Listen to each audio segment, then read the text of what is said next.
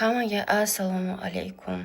Давайте birgalikda ishga tayyorlanamiz. Menga Lagom brendidan ko'pgina uходlar keltirishdi. Penka, toner, молочко va SPF. Bugun SPF ni surtdim.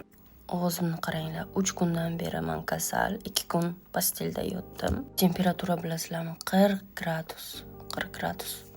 Ужас просто. Islar bilan bugun ozgina bundayroq, yarkiyroq makiyaj qilmoqchiman, chunki bugun открытиеga boraman.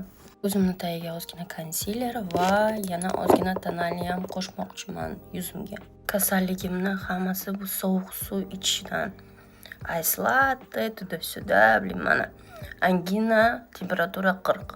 Endi ozgina ko'zimni bo'yamoqchiman. Birinchi jigarchani olamiz va qolip qilamiz tipa.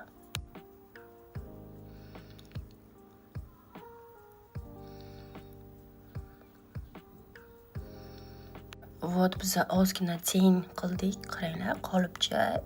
Buni mana bunaqa kistочка olib, qoraga botirib, strelочка qilamiz. Вот palapartish bo'lsa ham, hozir mana shu oldingi kistочкani olib, соединять qilamiz. Ko'rdingizlar, ha? Qanday tengni bilan ishlash прям удобно-da, то что вот растушевка qilasizlar и всё, nafas olishim ham просто нет слов. Va ko'zni boshiga mana bunaqa ozgina крупныйroq, kattaroq highlighter bor. Shundan mana shu rozvisni olib, rozvisidan ozgina qilib chiqaman. Qaranglar, qanaqa chiroyli makiyaj, nude bo'ldi-da. Bu video juda ham ko'p bo'lib ketdi. Давайте ikkinchi частьda konturni qanday qilishimni ko'rsataman, lekin uni bilasizlar. Olaymi yo'qmi? Yozinglar.